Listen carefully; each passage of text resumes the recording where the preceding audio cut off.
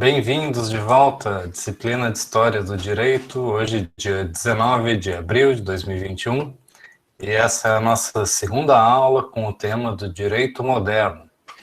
Na aula anterior, a gente discutiu as principais características do direito moderno em geral e os principais contrastes entre o direito medieval e o direito moderno. Hoje nós vamos analisar as bases do justnaturalismo moderno e compreender também o contratualismo, enquanto um movimento jurídico, a sua influência para o direito.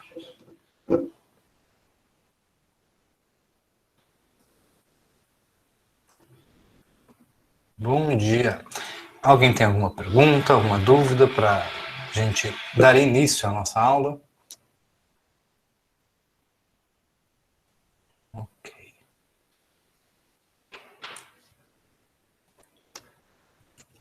Bom, vocês devem estar vendo aí na nossa projeção de tela, e vocês devem lembrar que na aula passada eu mencionei para vocês a existência do ius comune europeu, né, como aquele sistema jurídico em que havia o pluralismo e que havia um conjunto de doutrinas pertencentes a um mesmo sistema jurídico, que vinha da Idade Média e permanece em grande parte, especialmente na área do direito civil, ao longo do início da modernidade, os primeiros séculos da modernidade, até mesmo chegando próximo da Revolução Francesa.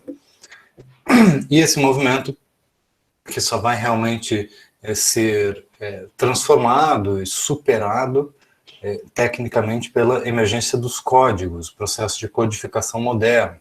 Código Civil, principalmente, é o elemento que estabelece a grande superação daquela tradição antiga do ius comune. Eu terminei a aula passada mencionando um pouco sobre como que era pensado o direito natural na Idade Média. Eu já havia mencionado também algumas características do direito natural na Antiguidade. Talvez vocês se lembrem, quando a gente falou sobre os romanos, né, ali havia também uma discussão sobre direito natural.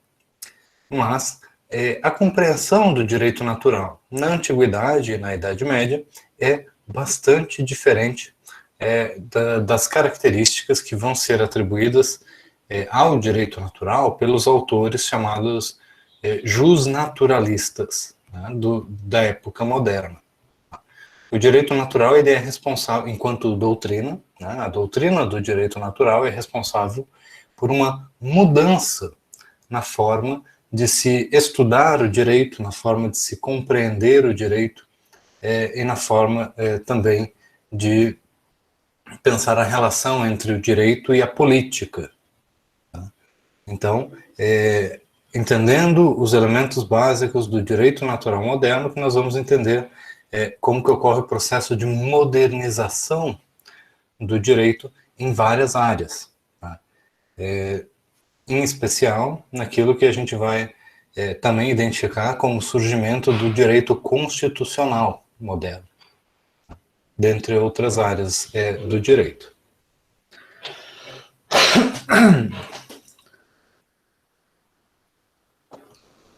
Bom, primeiro nós precisamos retomar os nossos conhecimentos sobre o período anterior, porque por grande parte, na maior parte da Idade Média, existe sim uma discussão sobre direito natural, mas que é uma discussão que está incorporada àquela visão maior de mundo, predominante naquilo que a gente chama de direito comum.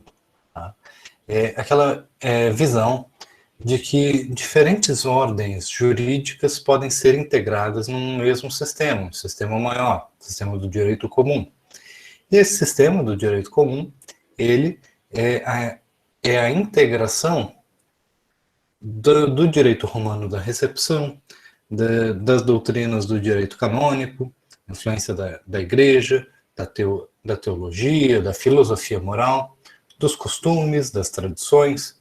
Né? Então é um direito múltiplo, multifacetado, que traz diferentes elementos. E o direito natural ele tinha um papel pequeno dentro desse sistema geral, né, que a gente chama do direito comum. O direito natural, nessa visão, ele se confundia, em grande parte, com o predomínio da tradição.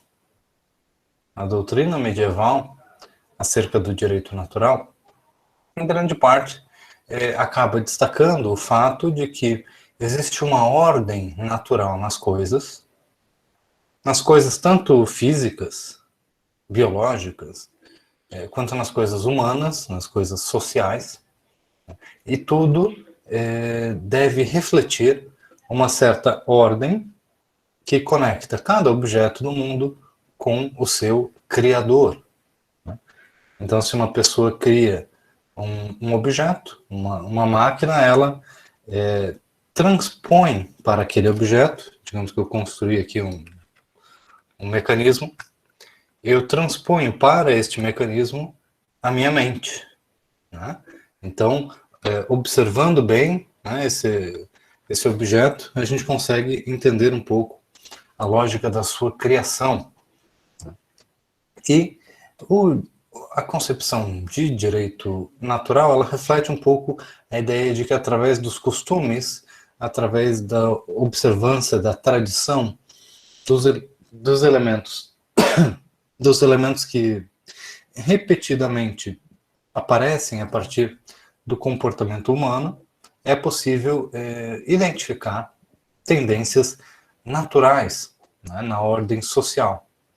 Então, coisas que a sociedade produz e reproduz reiteradamente ao longo dos séculos é um bom mecanismo para se verificar a ordem natural das coisas.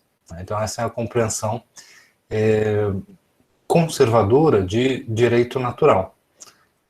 A lógica de que coisas que são estabelecidas por muito tempo é porque são coerentes com a ordem natural das coisas.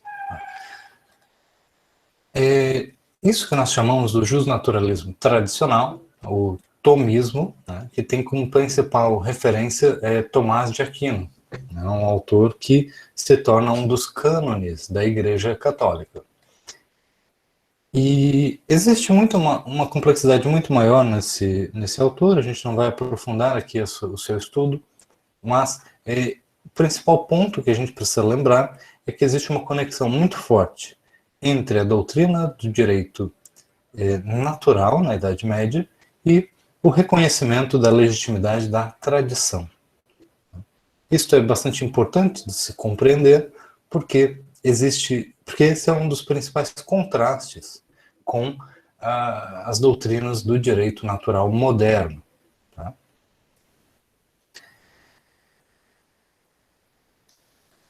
Então vejam, o justnaturalismo ele trazia como definição a ideia de que as leis naturais elas são eternas, são constantes, são imutáveis. Portanto, não podem ser objeto de transformação ou de mudança por parte dos legisladores.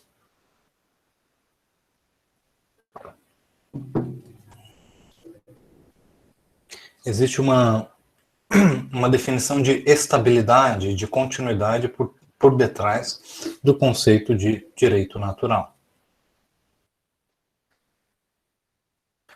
Por outro lado, as doutrinas do direito natural modernas, elas vão ter características diferentes daquelas doutrinas baseadas na defesa da tradição.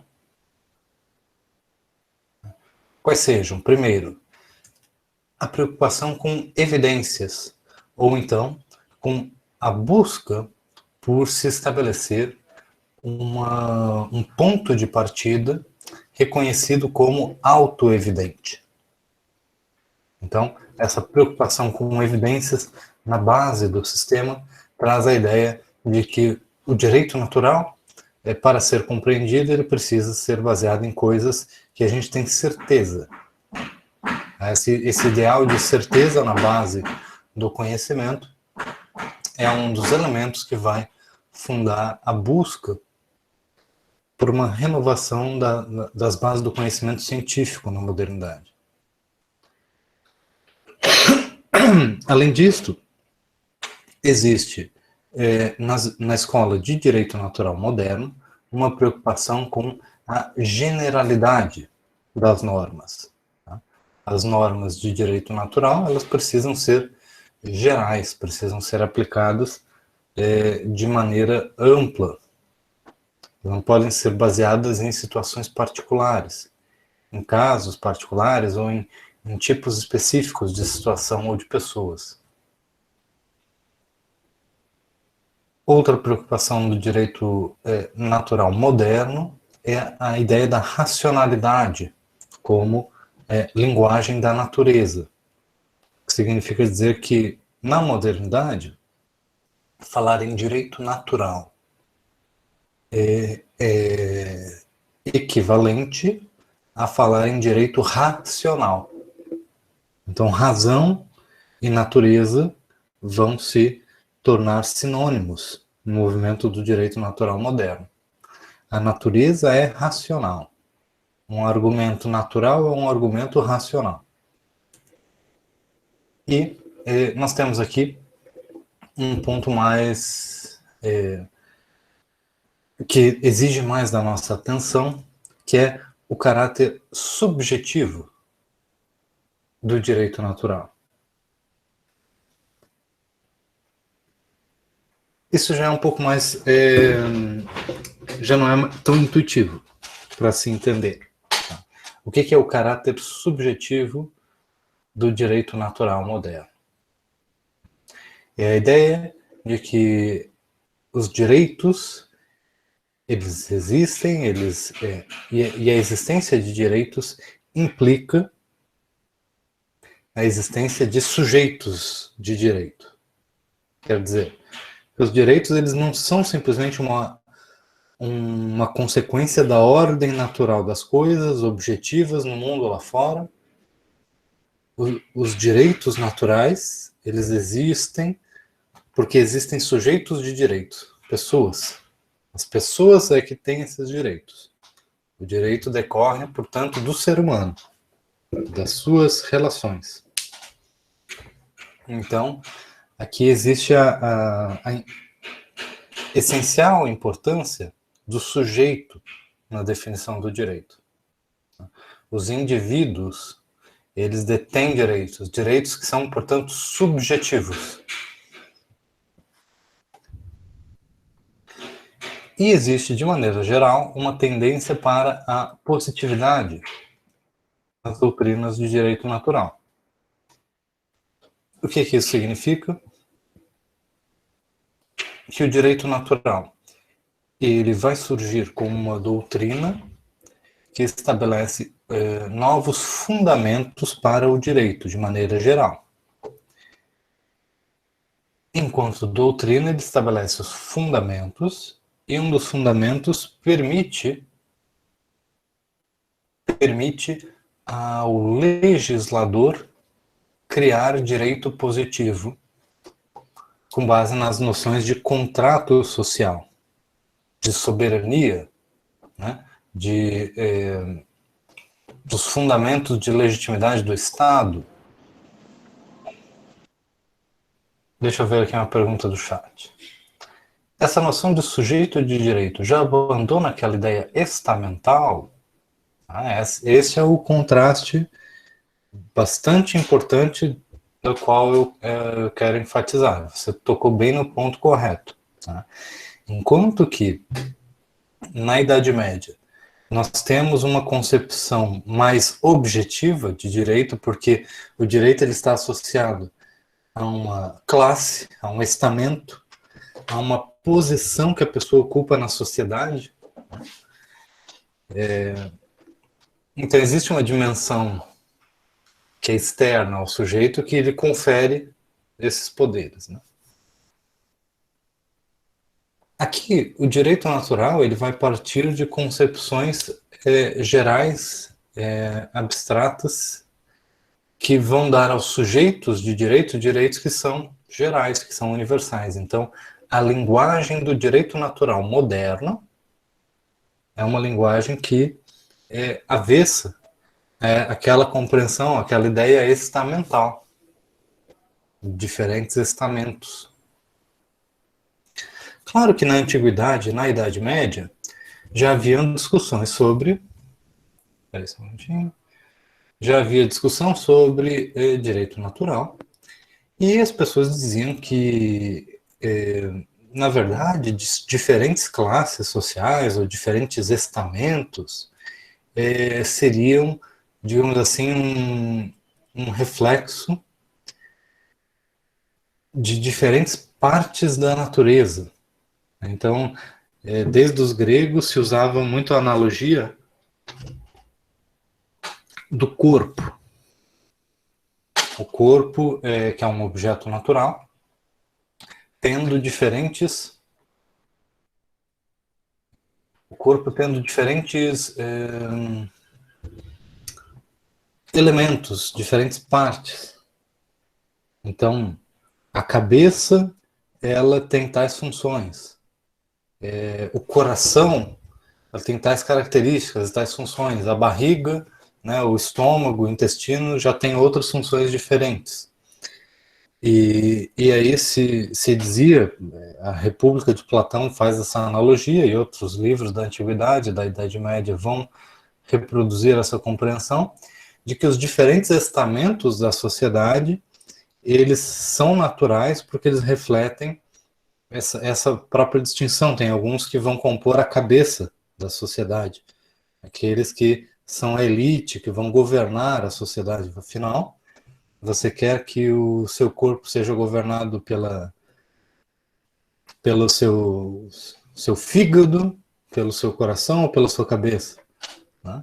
E aí os guerreiros seriam aqueles, né, a nobreza militar, aqueles que vão defender a sociedade, seriam aqueles que representam o coração, né, a bravura, a força, a valentia. E aqueles são os trabalhadores, os camponeses, os comerciantes. Esses vão representar essa parte mais digestiva, mais fisiológica do corpo natural. Então, mesmo na Idade Média, aquela noção estamental também tinha uma compreensão meio naturalizada das coisas. Mas o direito natural moderno, ele não está preocupado com isso. Ele quer criar uma natureza que seja geral a todos os seres humanos. É um discurso que tem aquele caráter de generalidade. E aí, cada sujeito, cada indivíduo possui direitos, como todos os demais. Então existe um pressuposto, de certa forma, igualitário na base do direito natural moderno. E esse, na verdade, é o seu grande salto intelectual, né? Um ponto de partida igualitário na argumentação jurídica. Professor, eu posso tirar uma dúvida em relação à Por racionalidade? favor. Fiquem à vontade para perguntar. Eu falou que essa racionalidade, ela partia para falar da racionalidade em relação à natureza, né? Só que me parece muito mais assim uma racionalidade que ela vem para justificar uma série de direitos que eles estabeleciam como o que eles entendiam o correto, o geral, do que efetivamente não. A gente vai aqui parar para observar a natureza de forma racional, para então, assim, então saibam que o que sair daqui foi racional, não foi nada que, enfim, como foi esse processo? Foi assim, não foi? Então, eu acho que você toca numa questão que é sobre a natureza do conhecimento, né? Como que a gente estabelece o que é um conhecimento verdadeiro, falso, racional ou irracional, como que essas coisas estão conectadas, né? A gente está já mais habituado a uma concepção de ciência que envolve a nossa relação com uma pesquisa baseada em evidências, que tem uma dimensão racional do uso da linguagem, mas também tem uma abertura para o mundo empírico, para se fazer testes, para se produzir hipóteses, né? E todas essas concepções, elas estão sendo discutidas aqui na base do direito natural moderno, tá? Uma das principais influências para o direito natural moderno, nessa questão do conhecimento verdadeiro está na matemática. Então, existe um dos pressupostos do direito natural moderno é aquela etapa de discussão do renascimento, do resgate da cultura clássica, dos gregos, dos romanos, e através dos quais os autores da modernidade vão olhar para algumas obras clássicas da antiguidade e vão perceber que ali existiam conhecimentos que eram válidos universalmente. Quer dizer, quando, a partir do estudo da arquitetura clássica, você via um conhecimento de matemática, de trigonometria, de vários elementos que são aplicáveis em qualquer lugar, né? Porque não dependem de uma determinação, de uma determinada religião, ou de determinados costumes, ou de determinada cultura, mas são ali elementos universais. A trigonometria, ela é universal nesse sentido, né? Então, isso influencia muito esses autores da modernidade que se perguntam como que a gente vai estabelecer um conhecimento verdadeiro acerca do direito, que tenha bases racionais, universais. A matemática é a primeira grande inspiração. A matemática euclidiana, né? Euclides é um autor que é resgatado, é muito influente no pensamento de Thomas Hobbes, que é o autor que eu selecionei para discutir mais aprofundadamente nessa aula. Então, a influência da matemática é muito importante. Mas existem influências também de outras áreas, da astronomia, né, da física, que começa a ser também objeto de transformações, porque a gente tem as navegações implicam conhecimento de navegação astral, né, do conhecimento do mapa, das estrelas e da esfera, né, do planeta, e conhecimento sobre outros elementos naturais. Então, existem grandes avanços científicos ocorrendo em paralelo às discussões de direito natural. Tá? E existe um diálogo muito forte entre autores do direito natural e autores preocupados com as descobertas da matemática, da física, da astronomia, mesmo da biologia também. Tá? Então, não havia uma diferença profunda entre um filósofo e um cientista. As duas coisas eram vistas como parte do mesmo tipo de preocupação, do mesmo tipo de estudo, de busca pela verdade. Tá? Então, a divisão em disciplinas, né, não estava bem colocada nesse sentido. Né? Bem colocada é uma expressão que parece que eu digo que deveria ter sido já colocada. Né? Não, simplesmente não era uma questão. Né? Deixa eu só voltar aqui para o slide. Mais alguma pergunta? Fiquem à vontade para trazer os seus questionamentos. Sim. Me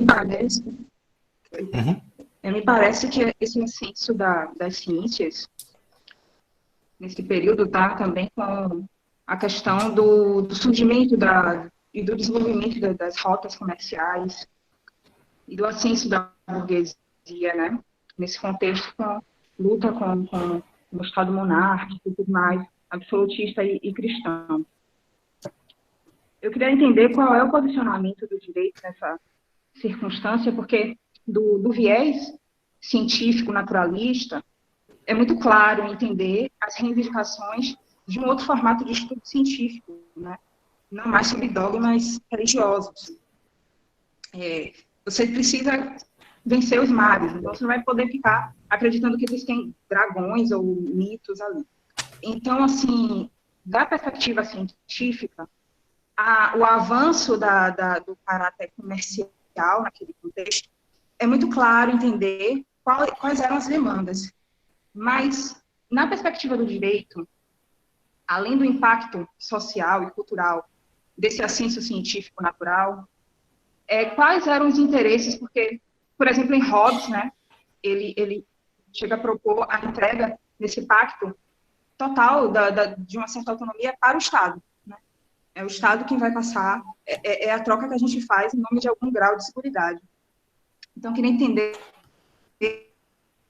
melhor, enquanto ciência, que contribuição o direito tinha nesse contexto de entendimento desse assunto econômico, político e científico, né? Essa é uma ótima questão porque a gente consegue entender algumas coisas, como você falou, né? De forma mais objetiva, de por que a ciência começou a ganhar espaço, né? Se você é um comerciante marítimo, você acha que a Terra é plana, você não vai para certas direções. Você acha que a Terra é esférica e segue um método científico, você chega num lugar e volta e faz bastante dinheiro, e aí você ganha, né, essa competição. Então, existe uma influência dos métodos científicos que está associado a uma ascensão de um certo capitalismo, né, ou de mudanças no sistema econômico, né, que estão conectadas a isso.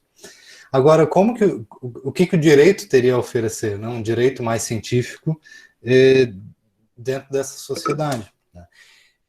Bom, no caso de Hobbes e de boa parte desses autores, bom, preciso dar um passo atrás. Tá?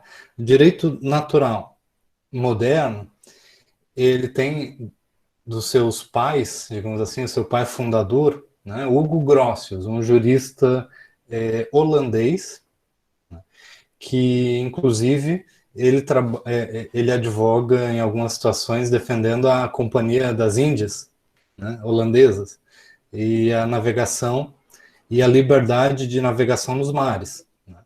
Né, porque a Holanda precisava competir com outras potências navais, né, e vários estados afirmavam o seu domínio sobre o território, de que ninguém pode passar naquelas terras sem pagar pedágio, sem pedir autorização para um rei, ou coisa assim. E as potências navais também queriam fazer isso com os mares. E ele é um dos que argumenta que é um direito natural de todas as pessoas da humanidade navegar pelos mares, de que os mares eles não podem ser fechados pelos estados, né? E ele usa isso para justificar uma argumentação de direito natural. Então a gente tem uma associação aí, né? A livre navegação está associada a essa incorporação de um discurso de direito natural. Segundo elemento, essas relações entre estados, porque você não pode tomar como ponto de partida a legislação de um estado ou de outro. Então você tem que usar o quê? O direito natural. O direito natural ele tem uma influência na formação do direito internacional, a relação entre diferentes estados. Tá? Mas existem outros elementos ainda. Né? Existe o elemento secularizante, o secularizador, enfim, existe um processo de secularização do discurso jurídico que Grotius coloca dessa forma, citando mais ou menos literalmente, ele diz assim: o direito natural ele nos oferece uma doutrina jurídica que seria verdadeira. Ele coloca dessa forma, que seria verdadeira ainda que Deus não existisse. Então ele diz assim, não é que Deus não exista, não estou dizendo isso, mas estou dizendo que isso aqui é verdade independentemente da existência da religião, do reconhecimento de qualquer religião.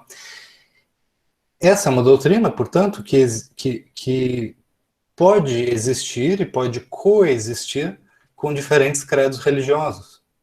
Então ela já vem ali da Holanda, de um lugar dos Países Baixos, que era um lugar com divisão religiosa.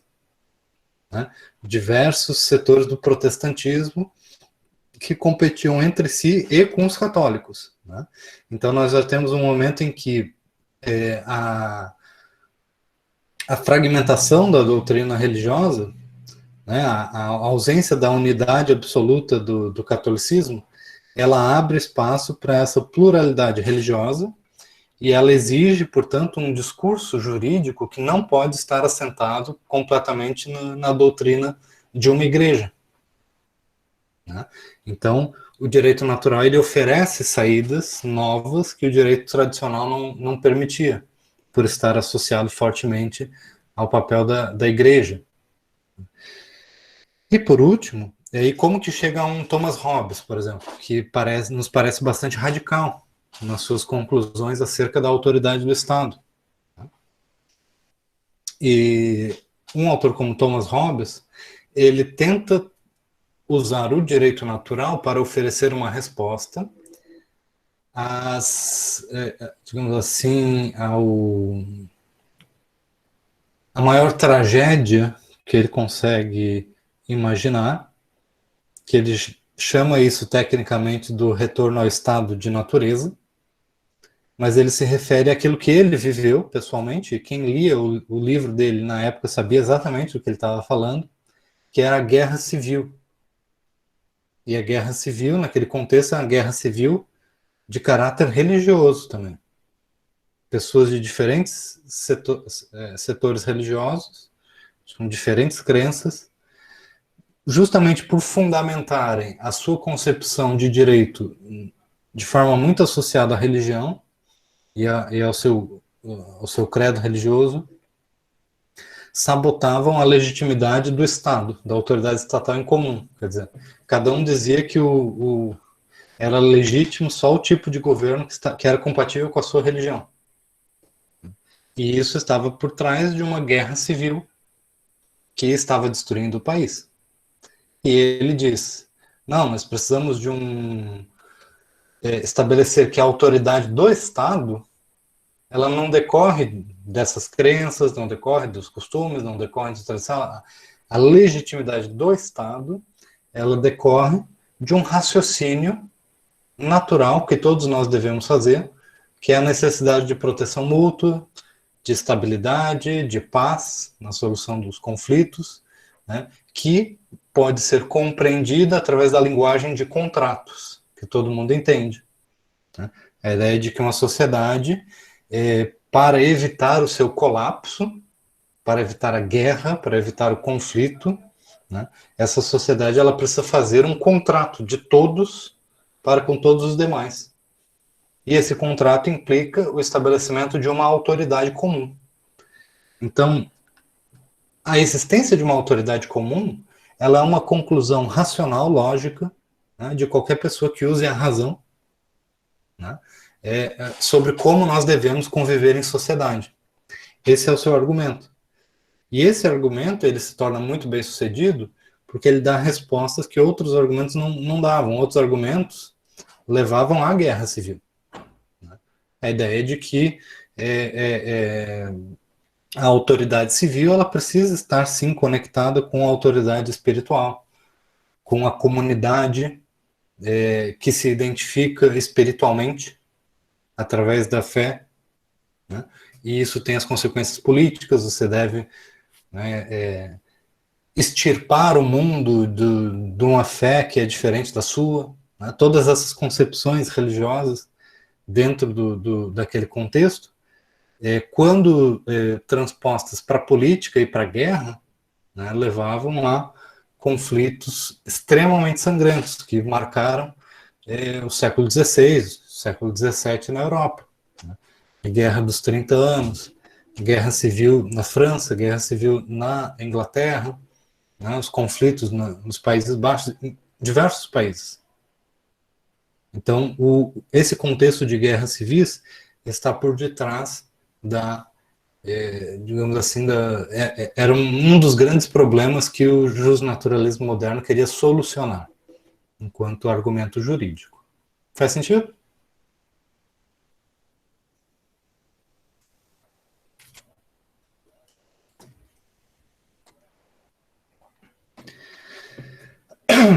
Então, eu tinha mencionado aqui, primeiramente, né? Existe uma tendência para a positividade, isso significa dizer que as doutrinas de direito natural, elas dão o espaço, sim, para a existência de um legislador positivo. Tá? Como eu mencionei, a maior parte das doutrinas de direito natural, elas vão servir de base para a autoridade do Estado fazer leis. Tá? Como eu estava mencionando agora no caso de Hobbes, A ideia de que o contrato social ele serve de base para o reconhecimento de uma autoridade em comum na figura do soberano. E essa autoridade ela tem o poder, inclusive, de criar leis. Então, o direito natural moderno ele já é pensado como um direito que não dá todas as respostas. Uma vez que ele dá a base do direito, outras respostas vão ser dadas pelo direito positivo. Percebem essa relação? Então, quer dizer, uma vez estabelecida a autoridade do legislador, aí o legislador pode fazer leis mais específicas. Então, o direito natural ele dá uma base geral para o funcionamento do direito, enquanto que o legislador positivo ele vai especificar o direito que irá operar na sociedade. Ele não é um direito que tenta regular todos os aspectos da vida humana. Ele está preponderantemente relacionado às relações políticas. Professor? Sim. Um pouco depois, com o Código Napoleônico, né, e a recepção do direito romano, mais uma vez, a inspiração, né, do direito bizantino, do Código Justiniano, ainda tem uma concepção justnaturalista de legitimidade, ou essa figura, né, sobrenatural passa a ser o Napoleão? A legitimação acaba sendo no legislador, né, no constituinte, entre aspas, né, o próprio codificador, digamos, ou ainda continua sendo Deus, ainda há, assim, esse contato de naturalista? Uhum. Essa é uma pergunta bem complexa, porque quando eu me refiro a essas características do direito natural moderno, eu vou mencionar aqui os autores contratualistas, em especial Hobbes e Rousseau, para simplificar, né? Também envolve Locke, também envolve Kant. Os autores que estão após o período do Renascimento, né, e até o período do Iluminismo, né, para fechar esse ponto dos séculos 17 e 18. Esses autores eles formam a base do contratualismo moderno, né, contratualismo.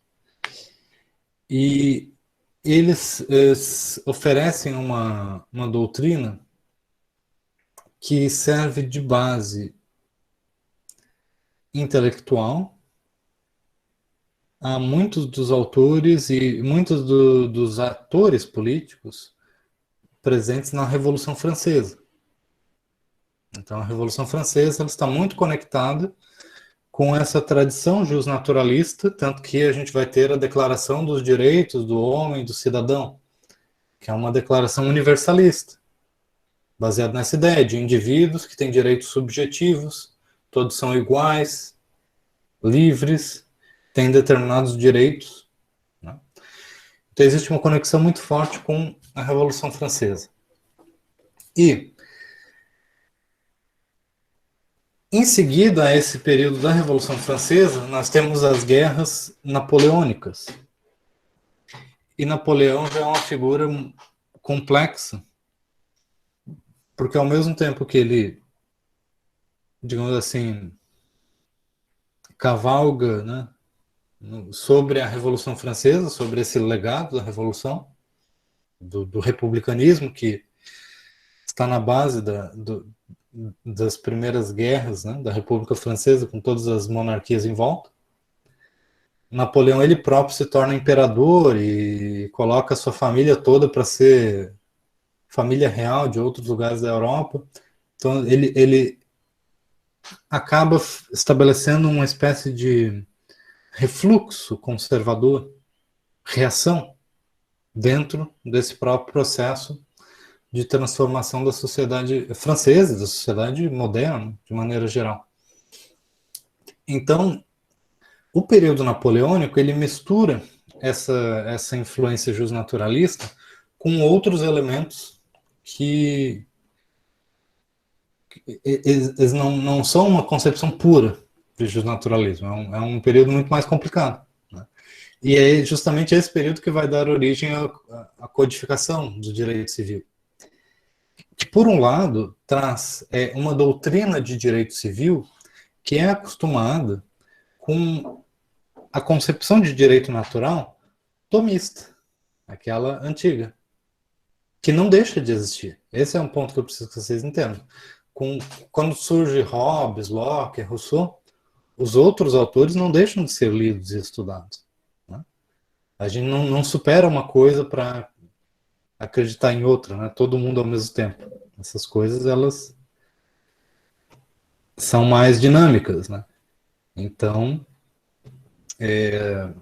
por exemplo, a medicina, quando dá uma nova... Quando ela avança, não é a sociedade inteira que avança junto, né? As outras pessoas continuam usando coisas, digamos assim, diferentes da medicina, né? Então, a mesma coisa com o pensamento político, social, econômico, tá? Então, dentro do processo de codificação do direito, o legislador, ele está muito associado à autoridade do Estado. Então, existe essa conexão com o contratualismo, mas existem outras influências também, tá? Eu vou preparar melhor, eu acho, uma explicação sobre isso quando a gente falar, não sei se na próxima aula ou na aula seguinte, sobre esse processo de codificação. Eu acho importante a gente fazer uma explicação mais detalhada sobre isso. Só porque antes a gente precisa entender melhor esses autores mais básicos do justnaturalismo, tá? Então a gente dá um passo para trás de 2 séculos, né, para entender ali o período de 1600, 1650, que é o período em que Thomas Hobbes está escrevendo sobre o Leviatã, tá? Sobre a definição de um estado de natureza e sobre quais as regras de direito que a gente consegue extrair diretamente da natureza. Tá? Até tinha colocado aqui no slide, mencionando que existe uma escola chamada Escola Ibérica do Direito Natural. Tá? Inclusive em Portugal, né, e depois no Brasil colonial, era proibida a entrada de livros como o Leviatã, de Thomas Hobbes. A gente tem arquivos, inclusive, de alfândega, de livros apreendidos, né, nos portos, porque alguém estava tentando entrar com esse livro, o Leviatã, que era proibido. Então, existe um movimento contrário a esse justnaturalismo moderno na Espanha, em Portugal, em alguns territórios da Itália, né? Então, existe uma oposição, principalmente como defesa da autoridade da Igreja conectada com o direito, conectada com o Estado, né? Então, e aí existe uma continuidade muito grande do tomismo, da escolástica, da ideia de que a gente pode valorizar sim o exercício da razão, mas sem virar as costas para a tradição, sem virar as costas para o respeito às instituições que são estabelecidas ao longo dos séculos. De que o fato delas estarem estabelecidas ao longo dos séculos é uma boa razão para respeitar as tradições.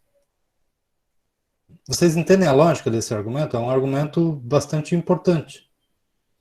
A ideia de que o fato de que isso foi estabelecido por muito tempo é uma boa razão para entender que por detrás dessa recorrência existe uma lógica. Isso também é um argumento naturalista, mas é aplicado a outros contextos. Professor, sim. Salvo engano, a capa do Leviatã, né, não sei se é um monstro ou de fato um imperador, mas eu sei que nas 2 mãos, uma tem um cetro e a outra tem uma espada, certo? Sim. Eu estou confundindo, né? Eu coloquei agora na imagem. Deixa eu ver. Pronto, perfeito, isso mesmo. O que acontece? Esse justnaturalismo que servia como fundamentação, ele fugia, então, da fé cristã, né? Porque, tudo bem, né? O tomismo, né, que era assentado ele tinha muito mais essa ideia que Deus, né, dá o poder ao imperador, seria aquele que manifestaria a vontade dos homens, né, mas que não teria a vontade de Deus. Já no contrato social tem algo muito mais racional, né? Acredito que tem muito mais o entendimento da paz social, e isso precisamos de um Estado para que haja resolução de conflitos. Entende? Mas assim, como que tem essa visão racional e mesmo assim ainda fala de Deus, sabe? Porque, tipo assim, é uma coisa que eu fico confuso, entendeu? Se de fato está sepultando, né, a fé cristã, a ideia da escolástica e tudo mais, para surgir um direito fundamentado na razão, ou se ainda está naquele meio termo, sabe? Se ainda Tem há. várias formas de abordar essa questão, tá? Uma das um ponto de partida mais comum, que é predominantemente os autores desta época, mesmo os justnaturalistas, a maioria era teísta, acreditava na existência de um Deus racional, né? Então, a maioria acreditava que você estuda, como eu mencionei para você aqui, ó, isso aqui é um mouse, né? Isso aqui é um objeto artificial. Esse objeto artificial ele foi construído, e se você abrir o mouse e olhar bem, você vai perceber que ele é diferente de uma pedra. E você vai perceber que o seu funcionamento ele implica um criador inteligente. E aí, ao estudar isso aqui, você estuda a inteligência de uma pessoa que criou isso aqui. Então, existe uma compreensão de que por detrás da razão que a gente pode identificar na natureza, existe um criador. Essa é uma das formas de se pensar, né? Existiam outros autores não teístas, né, que não estavam preocupados em desvendar a razão divina por detrás da natureza, não. Estavam preocupados em outras formas de argumentação. Por outro lado, a gente precisa lembrar também que na tradição católica, da doutrina política, da doutrina do direito, inclusive nesse período do século XVI, existe a defesa do tiranicídio, ou do regicídio, né? Que é o direito natural das pessoas católicas de fé de assassinar um rei que viole a religião. Isso era considerado um direito. Inclusive, a Igreja Católica anuncia isso claramente, que os súditos, que os cidadãos de fé que vivem na Inglaterra, eles têm todo o direito de assassinar a Elizabeth, que é a rainha protestante. Então, o direito de assassinar os reis em nome da fé era um direito bem estabelecido na doutrina católica medieval e do início da modernidade, né? O regicídio. Então, você vê que isso já gera uma instabilidade muito grande, né, para o sistema jurídico, quando as pessoas têm direito de assassinar os reis por razões de fé. Mas isso não era um problema tão grande na Idade Média, né, quando todos os reis sabiam muito bem que eles tinham que manter essa conduta pública ilibada, digamos assim, né? Então, o que eu estou falando parece um exagero, mas não é. Isso faz parte das doutrinas discutidas no século XV, no século XVI. Terceiro ponto. Se você quiser que o seu livro não seja queimado em praça pública e você correr o risco de ser preso, você tem que mostrar como faz Hobbes, mas de um jeito meio peculiar, assim, vamos dizer, né? Que tudo que você está escrevendo é perfeitamente compatível com o cristianismo, né? Então, se você abre o Leviatã, de Hobbes, ele é dividido em 4 livros. O primeiro é sobre a natureza de maneira geral, o ser humano, as regras que existem para a racionalidade dos seres humanos, que vêm da natureza e nos dão a base para a relação social, né, das pessoas entre si, e aí a necessidade da autoridade estatal. Aí o segundo, ele é todo baseado nas relações dos estados, como que os estados funcionam, o soberano, o legislador. Você pode ler o primeiro livro e o segundo livro, você entendeu tudo que você precisa entender sobre a doutrina do direito natural dele. Não precisa do resto. Pelo menos para aquilo que a gente discute aqui em geral. Mas eles têm o livro terceiro e quarto. E esses dois outros, eles são totalmente devotados à questão de mostrar por que que as teses religiosas dos oponentes, né, daqueles que defendem o regicídio, daqueles que defendem a possibilidade de se fazer um contrato diretamente com Deus, por que que os outros estão errados e por que que a doutrina dele é compatível com a Bíblia, com a doutrina cristã, com a existência de Deus, inclusive é parte deve ser aceito em argumentos teológicos. Em outras palavras, ele tem que fazer isso. Porque se ele não fizer, ele, ao fazer isso, ele já é acusado de ateísmo, que era considerado um crime, né, contra a religião. E era algo perigoso. Então ele já faz isso e ele é acusado ainda assim. Então se ele não fizesse isso, não seria nem, não teria muito menos chance. Pode falar. Mas engraçado que as ideias, né, do Leviatã são usadas, né, na permanência do absolutismo. Mas então, assim, por mais que ele... Não sei se ele... Destaque agora, você... É importante esse ponto. Me destaque onde está a contradição. Por que que isso parece contraditório? Exatamente. É justamente, na verdade, essa a minha dúvida em si. Né? Porque eu não entendo, de certa forma, como que houve uma perseguição, né, do Hobbes, sendo que o Hobbes, ele, por mais que houvesse uma racionalidade, foi uma racionalidade usada para proteger o lado da igreja, para proteger o absolutismo, entendeu, que estava em voga, onde as pessoas estavam preferindo muito mais a república, muito mais a política em si, né, do que um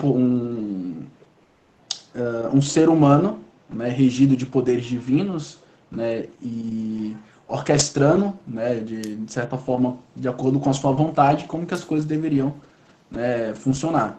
Digamos assim, o príncipe de Maquiavel, por exemplo. Então, assim, o Hobbes, ele perpetua o absolutismo. Ele fala, não, realmente é necessário, né, o poder desse moderador, o poder desse imperador, para que haja a paz social. Nós devemos confiar a ele isso, porque Deus também confia. Né? Eu não sei se essa interpretação está equivocada. Então, deixa eu só retomar o ponto aqui. Eu vou tentar explicar melhor os fundamentos de Hobbes, né? Mas só para retomar os pontos que você mencionou. Primeiro, o justnaturalismo de Hobbes, ele vai ter como conclusão a defesa do absolutismo. Isso é verdadeiro.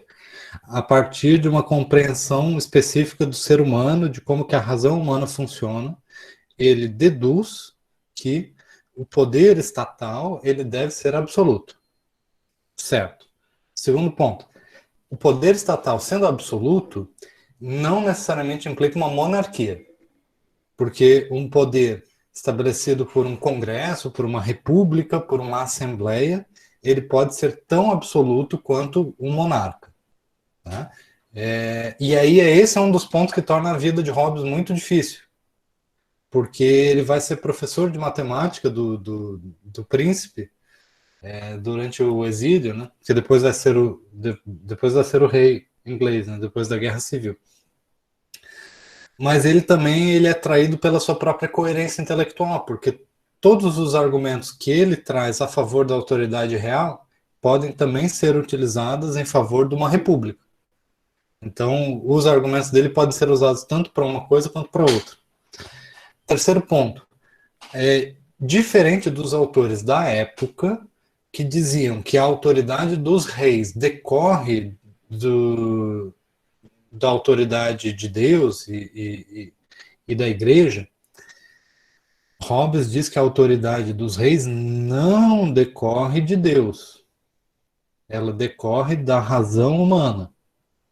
Né? Então, ele vai dizer, é racional sustentar a legitimidade dos reis, porque eles representam o poder civil, eles representam o poder do Estado. Né? Então isso não decorre da vontade divina diretamente, isso decorre da vontade humana. As pessoas, através da sua vontade, participam da sociedade, elas fazem entre si um contrato social. E é a partir da existência do contrato que existe soberano. Então o soberano, ele não é, vejam vocês, o soberano ele não é uma pessoa natural, ele não é um evento natural, e ele também não é sobrenatural, mas ele, aí Hobbes diz assim, ele parece mais sobrenatural. Por quê? Porque no fundo ele é artificial. Né? Ele é uma criação da sociedade. Né? Então, Hobbes ele cria ele traz a ideia da ficção jurídica do soberano. O soberano ele é um representante da sociedade como um todo. E aí se vocês veem a imagem, o soberano, a imagem não está com resolução suficiente para vocês perceberem isso. Mas essa tem uma forma de homem, né? Mas o corpo é formado por homenzinhos. O desenho é um monte de pessoas. Tá? Então esse corpo, ele é formado por todas as pessoas que são signatárias do contrato social. Ele tem em uma das mãos o poder civil e militar, representado pela espada, pelo poder de punir, tá? E o cedro, que tem esse poder de governar, de guiar, mas também tem essa dimensão religiosa. Quer dizer que é no Estado que se encerra também a doutrina do que deve ser seguido em público acerca da religião. Então Hobbes estabelece a diferença entre o público e o mental, o interno, o privado, a consciência. Então, diferente da tradição católica, ou mesmo de algumas tradições protestantes, ele vai dizer que o poder para impor a religião, ele não pode entrar na nossa cabeça, ninguém pode regular a nossa consciência. Então, a consciência é plenamente livre do direito, tá? Mas o direito ele pode regular tudo que está da boca para fora. Né? Se você não falar, se você agir da maneira como prescreve a religião, como o Estado prescreve que deve ser seguida a religião, você é um cidadão, digamos assim, que segue as leis. Né? Então, cabe ao Estado determinar quais são as regras religiosas que devem ser seguidas.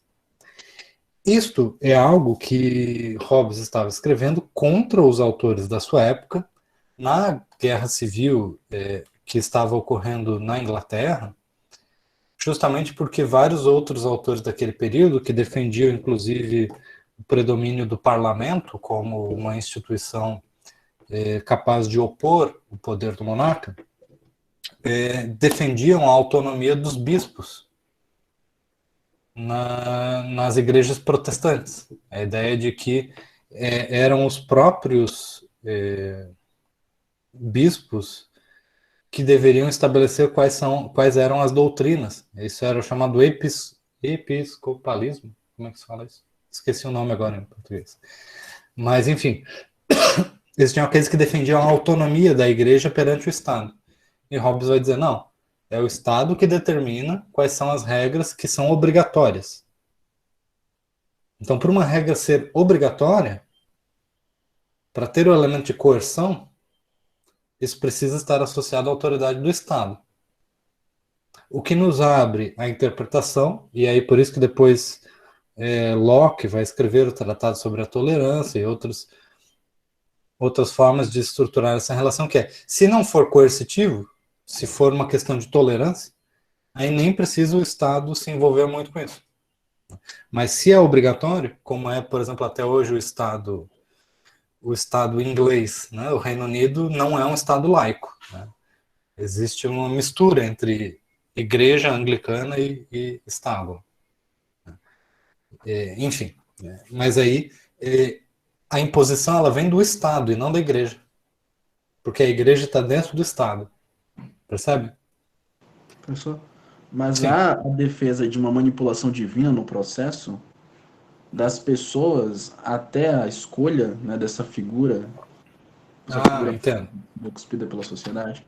Porque, assim, o cedro, ele traz uma representação importante, né? O Hobbes, ele não se desprende totalmente.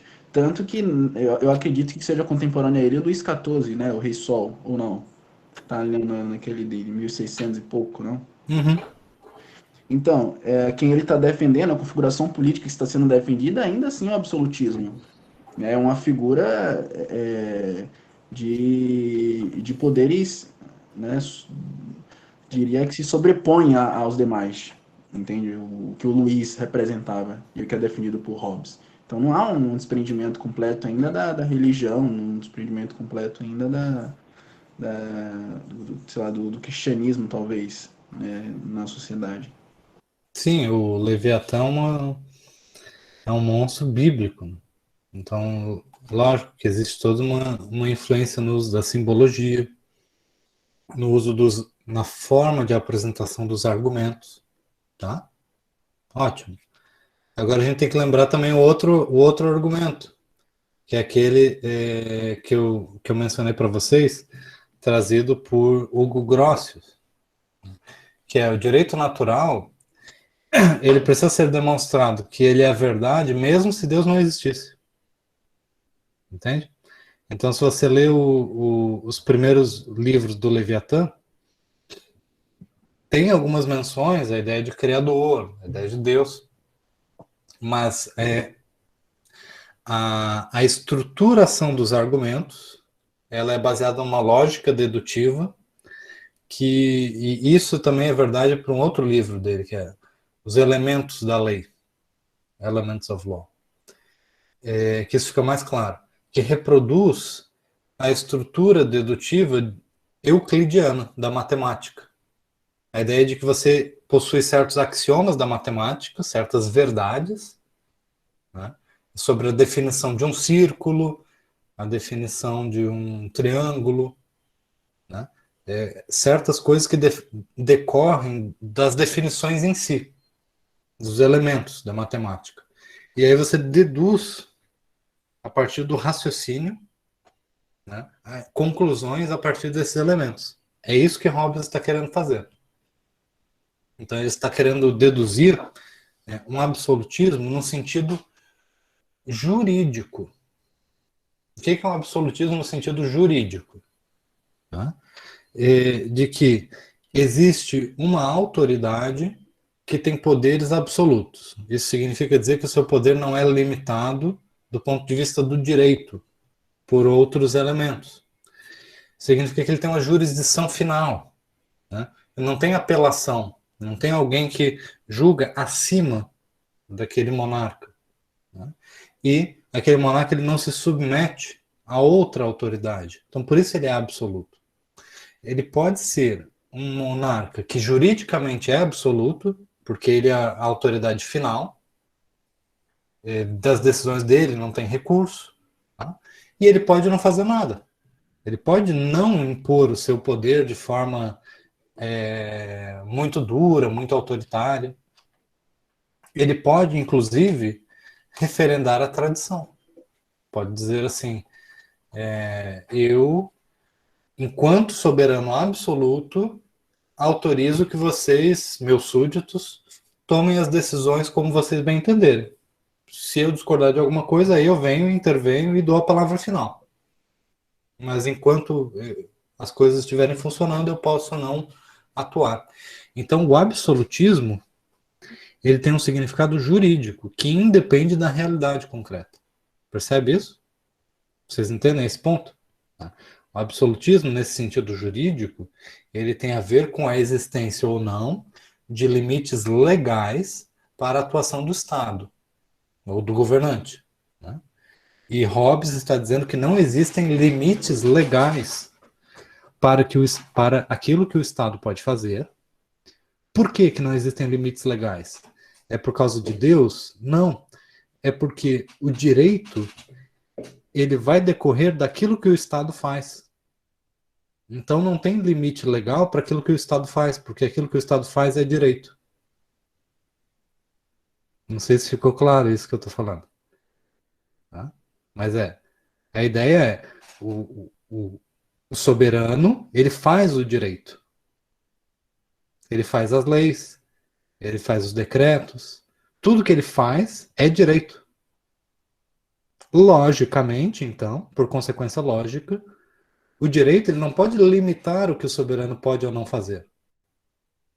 Porque uma coisa que o soberano faz não pode limitar o soberano. É mais ou menos o seguinte, não sei se você já tentou fazer uma dieta. Chega domingo, né, final de semana, você come um monte, aí você pensa assim, segunda-feira, não vou comer tal coisa. Você é soberano da sua vida, você pode fazer ou pode não fazer. Aí chega segunda-feira, você, quer saber? Eu vou comer mesmo assim. E aí você come.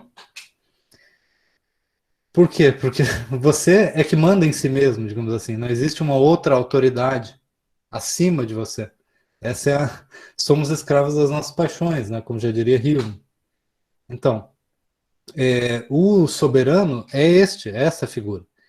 Ele pode estabelecer uma lei que diga que não será aplicada pena de morte.